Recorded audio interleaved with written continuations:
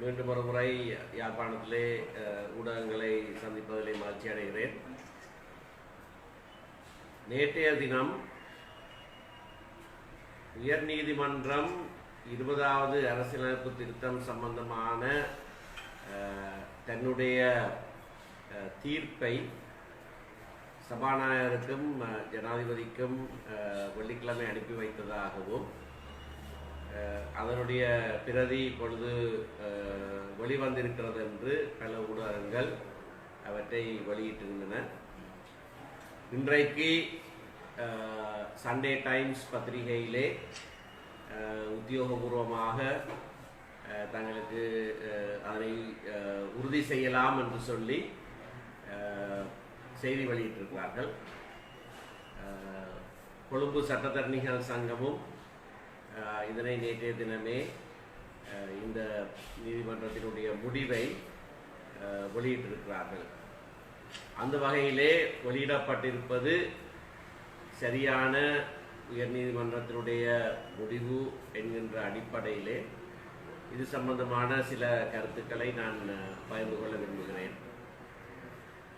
20வது அரசியலமைப்பு திருத்தம் என்கின்ற சட்டமூலத்தை அரசாங்கம் வர்த்தமானியிலே பிரசுரித்த போது அதற்கெதிராக பல குரல்கள் நாட்டிலே எழும்பியது அனைவருக்கும் தெரிந்த ஒரு விடயம். அரசாங்கத்துக்குள்ளேயே இதற்கு எதிர்ப்பொன்று கிளம்பி இருந்தது. அது சம்பந்தமாக அவர்களுக்குள்ளேயே சில பேச்சுவார்த்தைகள் நடைபெற்று குழுநிலை விவாதத்தின் போது சில மாற்றங்களை செய்வதாக அரசாங்கம் அறிவித்திருந்தது. இந்த சட்டமூலம் பாராளுமன்றத்திலே முதல் வாசிப்புக்காக வைக்கப்பட்டதற்கு பிறகு 39 மனுக்கள் உச்ச நீதிமன்றத்திலே இதற்கு எதிராக தாக்கல் செய்யப்பட்டன. பல இடையீட்டு மனுதாரர்களும் அதிலே தங்களுடைய மனுக்களையும் தாக்கல் செய்தார்கள். இவை எல்லாவற்றையும் சென்ற வாரம் உயர்நீதிமன்றம் பரிசீலித்திருந்தது. உயர்நீதிமன்றம் இந்த விடயங்களை பரிசீலித்த போது இந்த 20வது அரசியலமைப்பு திருத்தத்துக்கு எதிராக தாக்கல் செய்த மனுக்களிலே 2 மனுக்கள் சார்பாக நான் ஆஜராகியிருந்தேன். மாற்றுக் கொள்கைக்கான மத்திய நிலையம் சார்பாக நான் ஆஜராகி வாதிட்டிருந்தேன்.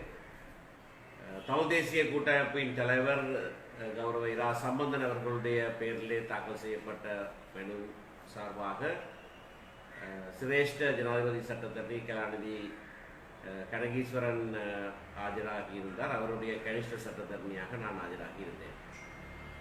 இந்த 2 மனுக்களிலேயும் நாங்கள் 20வது அரசியலமைப்பு திருத்தம் என்கின்ற சட்டம் மூலம் ஒட்டுமொத்தமாக நிராகரிக்கப்பட வேண்டும் என்று வாதிட்டிருந்தோம்.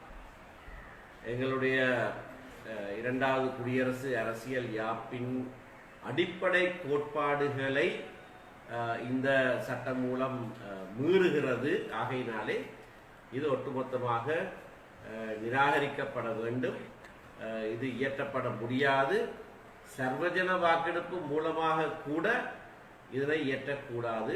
அதற்கு நீதிமன்றம் தடை விதிக்க வேண்டும் என்று நாங்கள் கேட்டுக்கொண்டிருந்தோம். அரசியலமைப்பு சட்டத்தின்படி ஒரு அரசியலமைப்பு திருத்தம் கொண்டு வருகிற போது 3/2 பெரும்பான்மை அத்தியாவசியமாக தேவை. ஆனால் அரசியலமைப்பு சட்டத்திலே இருக்கிற சில உறுப்புரைகளை மீறுவதாக இருந்தால் அந்த 3/2 பெரும்பான்மைக்கு மேலதிகமாக சர்வஜன வாக்கெடுப்பிலே மக்களுடைய அங்கீகாரமும் பெறப்பட வேண்டும் என்று சொல்லப்பட்டிருக்கிறது. நீதிமன்றத்திலே இந்த சட்டம் மூலம் சவாலுக்கு உட்படுத்தப்பட்டால் உயர் நீதிமன்றம் அதை மட்டும்தான் சொல்ல முடியும். அதாவது இது 3/2 பெரும்பான்மையோடு நிறைவேற்றப்பட முடியுமா அல்லது மேலதிகமாக மக்கள்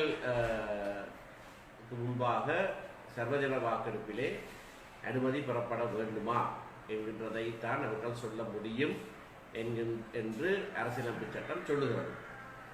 ஆகவே நேற்றைய தினம் வெளிப்படுத்தப்பட்டிருக்கிற நீதிமன்ற தீர்ப்பின் பிரகாரம் அரசாங்கம் கொண்டு வந்திருக்கின்ற இந்த 20வது அரசியலமைப்பு சட்ட வரைவிலே இருக்கின்ற 4 பகுதிகள் 3/2 பெரும்பான்மையோடு மட்டும் நிறைவேற்றப்பட முடியாது.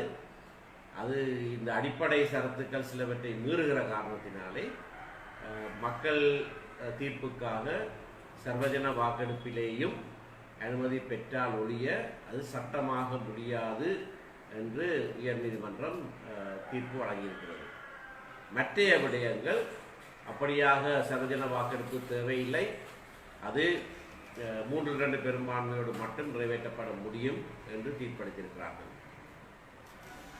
சர்வஜன வாக்கெடுப்பு தேவை என்று சொல்லியிருக்கின்ற 4 விடயங்கள், அதிலே மிக முக்கியமான விடயம் ஜனாதிபதிக்கு சட்ட விலக்கு, இம்யூனிட்டி, சட்ட விலக்கு கொடுப்பது சம்பந்தமானது. 78ஆம் ஆண்டு இயற்றப்பட்ட ஜெயால் ஜாவதனுடைய இந்த 2வது குடியரசு அரசியல் யாப்பிலே ஜனாதிபதி பதவியிலே இருக்கிறவர் அவருடைய பதவி காலத்தின் போது அவருடைய எந்த செய்கையையும் நீதிமன்றத்தில் சவாலுக்கு உட்படுத்த முடியாது என்று அவருக்கு ஒரு காப்பு அரண் ஒன்று கொடுக்கப்பட்டிருந்தது. அந்த காப்பு அரண் 19வது அரசியலமைப்பு திருத்தத்திலே சற்று விளக்கப்பட்டது. சற்று விளக்கப்பட்டது என்று நான் சொல்வதற்கான காரணம், அது முழுமையாக விளக்கப்படவில்லை. ஜனாதிபதியினுடைய செயல்கள் அல்லது ஜனாதிபதி செய்ய தவறுகிற விடயங்கள் சம்பந்தமாக அடிப்படை மனித உரிமை வழக்கு உச்ச நீதிமன்றத்திலே தாக்கல் செய்யப்பட முடியும் என்று ஒரு சிறிய எண்ணல் ஒன்று திறக்கப்பட்டது. அதன் காரணமாக இப்பொழுது ஜனாதிபதியுடைய பல செய்கைகள் சவாலுக்கு உட்படுத்தப்பட்டிருக்கின்றன. இதில் பிரதானமாக 2018ஆம் ஆண்டு அக்டோபர் 26ஆம் தேதி மைத்ரிபால சிறிசேன ஒரு அரசியல் புரட்சியை ஏற்படுத்தி நவம்பர் 9ஆம் தேதி பாராளுமன்றத்தை கலைத்ததாக அறிவித்ததற்கு எதிராக தாக்கல் செய்யப்பட்ட மனுக்களிலே 7 நீதிபதிகள் கொடுத்த தீர்ப்பு, அதிலேயும் ராஜபரோதியம் சம்பந்தன் எதிர் சட்டமா அதிபர் என்கின்ற வழக்கு, அதிலே 7 நீதிபதிகள் ஏகமனதாக கொடுத்த தீர்ப்பிலே ஜனாதிபதியுடைய செய்கை, அந்த செயற்பாடு சட்டவிரோதமானது என்று சொல்லி அந்த பாராளுமன்ற கலைப்பு மாற்றி அமைக்கப்பட்டது எல்லாருக்கும் தெரிந்த விடயம். அது 19ஆம் திருத்தத்திலே ஜனாதிபதிக்கு இருந்த சட்ட விலக்கு என்கின்ற அந்த காப்பரன் சற்று நீக்கப்பட்டதனால்தான் அது சாத்தியமாக இருந்தது.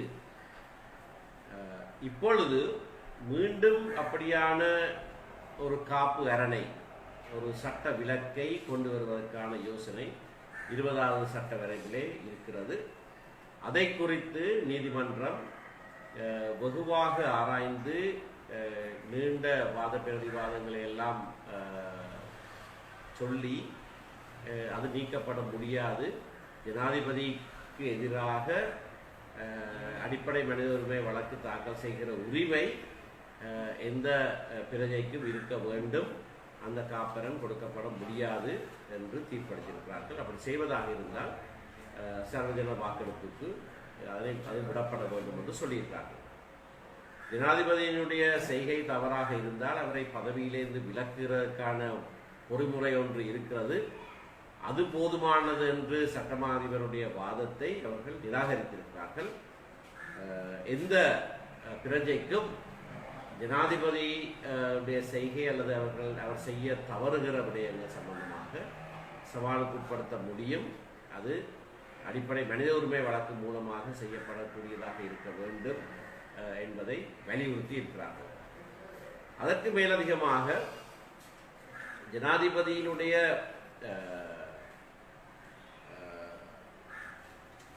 அதிகாரங்கள் சம்பந்தமாக, அவருக்கு இருக்கிற பொறுப்புகள் சம்பந்தமாக, விசேடமாக தேர்தல் காலத்திலே நீதியும் சமாதானமான தேர்தல் ஒன்று நடத்துவதற்கான ஒரு சூழ்நிலையை உருவாக்க வேண்டிய பொறுப்பு ஜனாதிபதிக்கு இருக்கிறது. அந்த பொறுப்பு இருக்கிறது என்று சொல்லப்படுகிற சரத்தை நீக்குவதற்கு 20ஆம் திருத்தம் முனைந்த போதும் அதையும் செய்ய முடியாது என்று சொல்லியிருக்கிறார்கள். அதோடு தேர்தல் ஆணைக்குழு தேர்தல் காலத்திலே ஊடகங்களுக்கு கொடுக்கிற சில அறிவுரைகள் பின்பற்றப்பட வேண்டும் என்றும், அதே போல பொது உத்தியோகத்தர்களுக்கு அவர்கள் கொடுக்கிற அறிவுரையை அந்த உத்தியோகத்தர்கள் பின்பற்றாவிட்டால் அது ஒரு குற்றமாகும் என்று சொல்லப்பட்ட விடயங்களையும் மாற்ற முடியாது. அவையும் மாற்றுவதாக இருந்தால் சர்வஜன வாக்கெடுப்புக்கு அது உட்படுத்தப்பட வேண்டும் என்று நீதிமன்றம் தீர்ப்பளித்திருக்கிறது. இந்த விடயங்கள் மாற்றப்பட முடியாது அல்லது மாற்றப்படுவதாக இருந்தால் சர்வஜன வாக்கெடுப்பு தேவை என்று நீதிமன்றம் சொன்ன விடயங்களை நாங்கள் வரவேற்கிறோம். ஆனால் நாங்கள் சவாலுக்குட்படுத்திய வேறு பல விடயங்களும் உண்டு. அதிலே விசேடமாக ஜனாதிபதி நியமனங்கள் செய்கிற விடயத்திலே ஆணைக்குழுக்களுக்கு நியமனங்கள் செய்கிற போது அதற்கான அனுமதியை அரசியலமைப்பு சபையிலே பெற வேண்டும் என்றிருந்த தேவைப்பாடு நீக்கப்பட்டு பாராளுமன்ற சபை சில கருத்துக்களை மட்டும் சொல்வதாகவும் ஜனாதிபதி தான் விரும்பியவர்களை நியமிக்கலாம் என்றும் கொண்டு வரப்பட்ட திருத்தம் ஏற்றுக்கொள்ளப்பட்டிருக்கிறது. அது 3/2 பெரும்பான்மையோடு மட்டும் நிறைவேற்றப்படலாம் என்று சொல்லப்பட்டிருக்கிறது. அப்படி நிறைவேற்றப்பட்டால் அந்த ஆணைக்குழுக்களை இனிமேல் நாங்கள் சுயாதீன ஆணைக்குழுக்கள் என்று அழைக்க முடியாது. ஆகவே இது ஜனாதிபதியினுடைய கையிலே இருக்கிற அதிகாரத்தை இன்னும் கூடுதலாக பலப்படுத்துகிறதாகவும், இந்த அதிகார பிரிவுகள் என்கின்றதை மாற்றி அமைத்து ஜனாதிபதிக்கு கூடுதலான அதிகாரத்தை கொடுப்பதாகவும் இருக்கும். ஆகையினாலே இதற்கு நாங்கள் தொடர்ச்சியாக அரசியல் ரீதியிலே எங்களுடைய எதிர்ப்பை நாங்கள் தெரிவிப்போம். பாராளுமன்றத்தை கலைக்கிற அதிகாரத்தை பொறுத்த மட்டிலே 20வது அரசியலமைப்பு திருத்த யோசனையிலே 1 வருட காலத்துக்கு பிறகு ஜனாதிபதி பாராளுமன்றத்தை கலைக்க முடியும் என்று சொல்லியிருந்தாலும் நீதிமன்றம் அதனை ஏற்றுக்கொள்ளவில்லை. அரைவாசி காலம், அதாவது 2.5 வருட காலத்துக்கு பிறகுதான் அதை செய்வதற்கு அவருக்கு உறுத்தி இருக்க முடியும். அப்படி அல்லாமல் 1 வருடத்துக்குள்ளேயே அந்த கலைக்கிற அதிகாரத்தை கொடுப்பதாக இருந்தால் அது சர்வஜன வாக்கெடுப்பிலே மக்கள் அனுமதியை பெற வேண்டும் என்று சொல்லியிருக்கிறார்கள். அதனை நாங்கள் வரவேற்கிறோம். நாங்கள் பாராளுமன்றத்தை கலைக்கிற அதிகாரம் ஜனாதிபதிக்கு எதேச்சமாக கொடுக்கப்படக்கூடாது என்பது எங்களுடைய நிலைப்பாடு. ஆனால் குறைந்தது பாதி காலத்துக்காவது அந்த அதிகாரம் ஜனாதிபதியிடத்திலே இல்லாமல் இருக்கிற விடயத்தை நாங்கள் வரவேற்கிறோம். இந்த தீர்ப்புக்கு பிறகு அரசாங்கம் என்ன செய்ய போகிறார்கள் என்ற தீர்மானத்தை எடுக்க வேண்டும். அதாவது சர்வஜன வாக்கெடுப்பு தேவை என்று சொன்ன விடயங்களை கைவிட்டு 3/2 பெரும்பான்மையோடு நிறைவேற்றக்கூடியவற்றை மட்டும் செய்வார்களா, அல்லது சர்வஜன வாக்கெடுப்பு தேவை என்கின்ற பகுதிகளையும் கூட நிறைவேற்றி அந்த பகுதிகளையும் சர்வஜன வாக்கெடுப்புக்கு விடுவார்களா என்கின்ற தீர்மானத்தை அரசாங்கம் அறிவித்த பிறகுதான் இது 2ஆம் வாசிப்புக்கு எடுத்துக்கொள்ளப்பட முடியும்.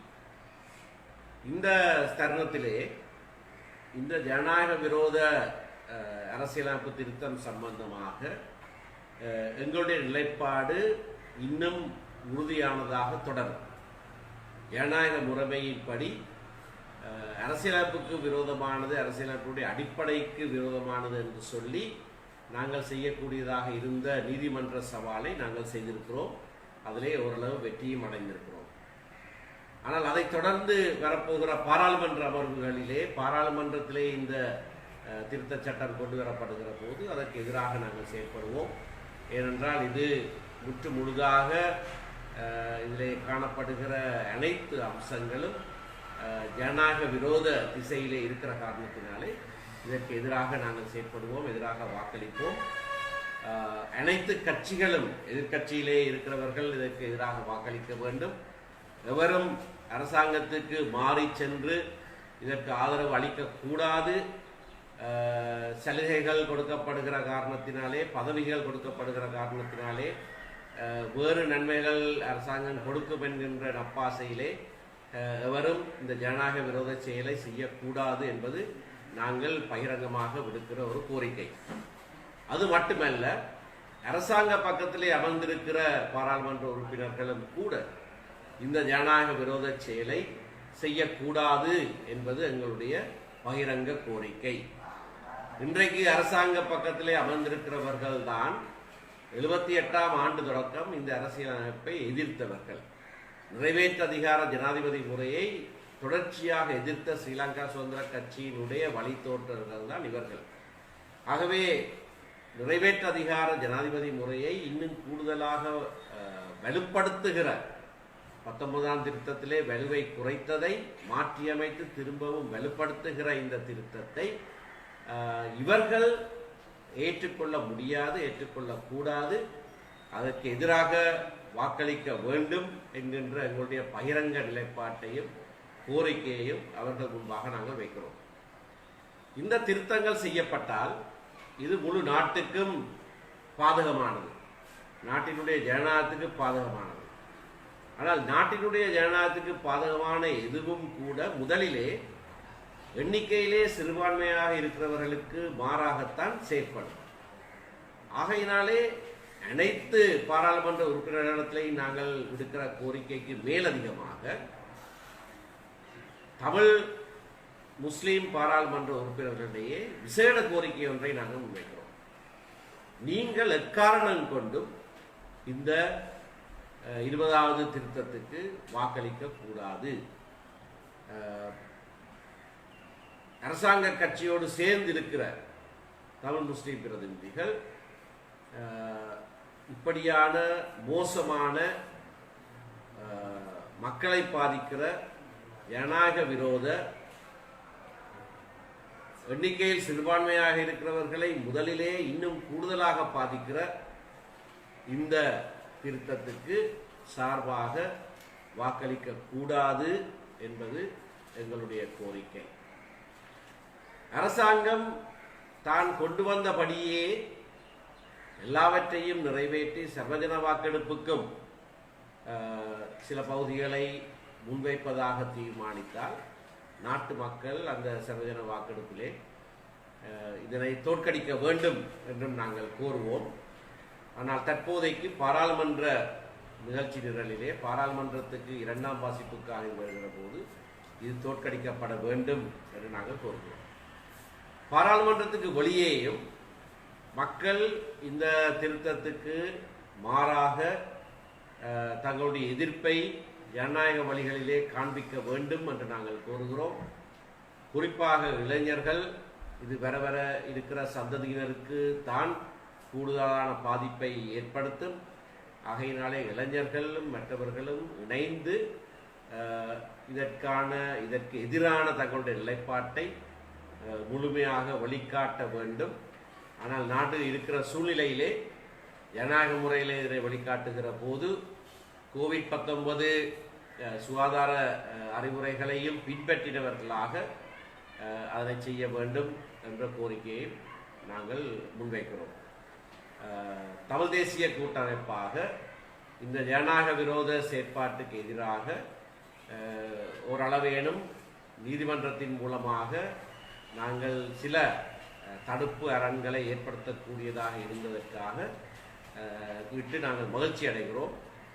இந்த செயற்பாட்டிலே எங்களோடு சேர்ந்து உழைத்த விசேடமாக சிரேஷ்ட ஜனாதிபதி சட்டத்தரணி கலாநிதி கனகீஸ்வரன் உட்பட மற்ற கனிஷ்ட சட்டத்தரணிகள் அனைவருக்கும் எங்களுடைய நன்றிகளையும் நாங்கள் தெரிவித்துக் கொள்ள விரும்புகிறோம். நன்றி. இப்போ மக்கள் மத்தியில் இந்த 20வது திருத்த எதிர்ப்பு நடவடிக்கையில் ஏதாவது தமிழ் தேசிய கூட்டமைப்பு ஏற்பாடு செய்திருக்கீங்களா? நாங்கள் மக்களுக்கு விழிப்புணர்வூட்டுகிற செயற்பாடுகள் ஆரம்பித்த நாங்கள், ஆனால் இப்பொழுது மக்கள் சேர்ந்து வர முடியாது என்ற காரணத்தினாலே அதனை இடைநிறுத்தி இருக்கிறோம். ஆனால் ஊடக சந்திப்புகள் மூலமாக, இன்றைய ஊடக சந்திப்பை போல ஊடக சந்திப்புகள் மூலமாக நாங்கள் தொடர்ச்சியாக மக்களுக்கு இந்த அறிவுரைகளை வழங்குவோம். நீதிமன்ற தீர்ப்பை மீறி அரசாங்கம் இந்த திருத்த சட்டமூலத்தை நிறைவேற்ற சாத்தியக்கூட நீதிமன்ற தீர்ப்பை மீறி நிறைவேற்றினாலும் அது சட்டமாக, அரசியலமைப்பு சட்டத்தின்படி நீதிமன்றம் சில கட்டுப்பாடுகளை விதித்தால் அந்த கட்டுப்பாடுகளை மீறி செயற்பட்டாலும் அது சட்டமாகாது. அதனாலே அப்படியான ஒரு சூழ்நிலை ஏற்பட போவதில்லை. தமிழ் தேசிய கூட்டமைப்பின் பேச்சாளராக ஸ்ரீதரனை நியமிக்கலாம் என்ற ஒரு அபிப்பிராயத்தை நீங்கள் வழங்கியதாக சொல்லப்படுகிறது. அவ்வாறு நியமனங்களுக்கு வழங்கக்கூடிய ஏற்பாடுகள் ஏதாவது இருக்குதா? அதற்கான தீர்மானம் சென்ற பாராளுமன்ற குழு கூட்டத்தில் எடுக்கப்படவில்லை. ஊடக பேச்சாளரை மாற்றுகிற தீர்மானம் பிற்போடப்பட்டிருக்கிறது. இப்போ நீங்கள் தானாக பதவியை விலகணும் ஏதாவது ஒரு கருத்து சொல்லியிருந்தீங்க? நான் 5 வருடம் இந்த பதவியில் இருந்த காரணத்தினாலே தொடர்ந்து நான் இருக்க விரும்பவில்லை. ஆகையினாலே வேறொருவர் இந்த பதவியை வைக்க வேண்டும் என்று நான் கேட்டுத்தான் திரு ஸ்ரீதரனுடைய பெயரை முன்மொழிந்திருந்தேன். ஆனால் அந்த மாற்றம் செய்யப்படவில்லை. இன்னும் இப்போ இந்த விசாரிப்பதற்கு இந்த தம்பி அவர்கள் அந்த ஏப்ரல் மாதம் 21ஆம் தேதி குழு தாக்கலோட தொடர்புடைய ரீதியில் கைது செய்யப்பட்டு மேல் விடுவிக்கப்பட்டார். அதுக்கு 100க்கும் மேற்பட்ட சிங்கள எம்பிக்கள் வந்து அவரை திருப்பி விசாரணை உட்படுத்தணும் எதிர்ப்பு தெரியல. சிறுபான்மையினரை சேர்ந்த விடுதலை செய்கிற ரீதியில் தான் அது நடத்தப்பட்டது. இதற்கு நீங்கள் என்ன சொல்லுங்கள்? பாராளுமன்ற உறுப்பினர்கள் இதில் தலையிட வேண்டிய அவசியம் கிடையாது. அவருக்கு எதிராக சாட்சியம் இருந்தால் அது விசாரணையாளர்கள் அதனை முன்னிறுத்தி சட்ட நடவடிக்கை எடுக்க வேண்டும். அவருக்கு எதிராக சாட்சியங்கள் இல்லை என்று அவர்கள் சொல்கிறாங்க. சாட்சியங்கள் இல்லை என்று சொன்னால் அவரை தொடர்ந்து வைத்திருக்கக்கூடாது, விடுவிக்கப்படும். அவரை முதல்ல கைது செய்தே இருக்கக்கூடாது. கைது செய்துவிட்டு சாட்சியங்களை தேடுகிற ஒரு பழக்கம் நாங்கள் ஏற்றுக்கொள்ள முடியாது. இது அப்படியாக நடந்தது போல தான் தென்படுகிறது. கைது செய்து இவ்வளவு நாளும் வைத்திருந்து விட்டு அதுக்கு பிறகு இப்பொழுது அதற்கு எதிராக சாட்சியங்கள் இல்லை என்று சொன்னால் கைது செய்த போதே சாட்சியங்கள் இல்லாமல் தான் கைது செய்திருக்காங்க. ஆகையினாலே சாட்சியம் அவருக்கு எதிராக சாட்சியம் இல்லாமல் இருக்கிற போது அவர் கைது செய்யப்பட்டிருக்கவோ தடுப்பு காவலில் வைத்திருக்கப்பட்டிருக்கவோ கூடாது. அது அந்தந்த துறையினர் அந்தந்த வேலையை செய்ய வேண்டுமே தவிர இதை ஒரு அரசியல் நிகழ்ச்சி நிரலாக எவரும் கை கொள்ளக்கூடாது. நடந்து முடிந்த பாராளுமன்ற குழு கூட்டத்தில் வந்து செல்வம் அடக்கலனான வந்து ஊடக பேச்சாளர் பதவிக்கு நியமிக்க நீங்கள் எதிர்ப்பு தெரிவிச்சிருக்கீங்க. அதாவது வந்து நீங்கள் செல்வம் அடக்கலனாதனை விமர்சித்தால் தான் வந்து அவருக்கு எதிர்ப்பு தெரிவித்ததாக பட்டம் சொல்லவும் கூடுது. பற்றி ஊடக இருக்குங்க. பாராளுமன்ற குழு கூட்டத்தில் பேசுகிற விஷயங்களை நான் வெளியில் சொல்வது இல்லை. நான் எதிர்ப்பு தெரிவித்தது அதற்கான காரணங்களை பாராளுமன்ற குழு கூட்டத்தில் தான் நான் சொல்லுவதே தவிர பகிரங்கமாக ஊடகங்களுக்கு நான் சொல்ல போகிறதில்லை. நீங்கள் எத்தனை தரம் கேட்டாலும் நான் சொல்ல போகிறேன். தமிழ் தேசிய மக்கள் முன்னணியிலிருந்து நீக்கப்பட்டதாக மணிவனுடைய வழக்கு வந்து இடம்பெறுகிறது. நீக்கப்பட்டதால் அந்த வழக்கை நீங்கள் முடித்துக் கொள்வீர்களா அல்லது தொடர்ந்து அந்த வழக்கு இடம்பெறும்? அது மனுதாரர் அதை குறித்து எனக்கு கொடுக்குற அறிவுறுத்தலின்படி நான் செயல்படுவேன். நான் சட்டத்தரணி மட்டும்தான். இப்போ நாட்டில் தற்பொழுது சார் இந்த நாட்டின் எல்லா இடங்களிலும் இந்த கொரோனா தொற்று ஏற்பட்டு வருது சார். ஆனால் அரசாங்கம் வந்து அதோட ஒரு அக்கறை இல்லாமல் சுகாதார நடைமுறை பின்பற்றுமாறு மட்டுமே சொல்லி வருது. 20 நிறைவேற்றும் வரைக்கும் தான் அதற்காகத்தான் இந்த கொரோனா தொடர்பில் அக்கறை இல்லாமல் சும்மா அந்த ஊடக சட்டங்களை சில இடங்களில் மட்டும் பிரித்து இணைய இடங்களில் சுமமாக இருக்கிறதுக்கு காரணமாக இருக்கும் நீங்கள் நினைக்கிறீங்க? அரசாங்கத்தில் மனதில் என்ன இருக்குன்றது அறிகிறதுக்கு நான் சாதாரண இல்லை. ஊகம் ஏண்டா கடந்த 3ஆம் மாதம் ஊகங்கள் அடிப்படையில் நான் ஒரு நாளும் ஒரு கருத்து சொல்கிறேன் இல்லை.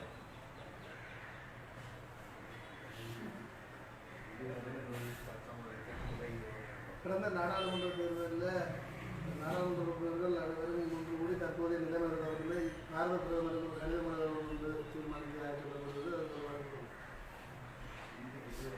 அப்படியான ஒரு தீர்மானம் நாங்கள் எடுக்கல. நாடாளுமன்ற உறுப்பினர் சால்ஸ் நாடாளுமன்ற உறுப்பினர் சால்ஸ் நிர்மலாவின் வைத்த கோரிக்கை நாங்கள் பல விஷயங்களை குறித்து ஆராய்ந்தாங்க. அப்படியான ஒரு தீர்மானம் எடுக்கப்படவில்லை. தமிழ் தேசிய கூட்டமைப்பினை இப்போது பதிவு செய்ய வேண்டியது காலத்தின் கட்டாயம் சொல்லி பங்காளி கட்சி சித்தார்த்தம் அண்மையில் கூறியிருந்தார். தமிழ் தேசிய கூட்டமைப்பை பதிவு செய்வதற்கான சாத்தியம் சித்தார்த்தன் நடந்த பாராளுமன்ற குழு கூட்டத்திலேயோ அதுக்கு பிறகு நடந்த ஒருங்கிணைப்பு குழு கூட்டத்திலேயோ இந்த கருத்து சொல்ல இல்லை.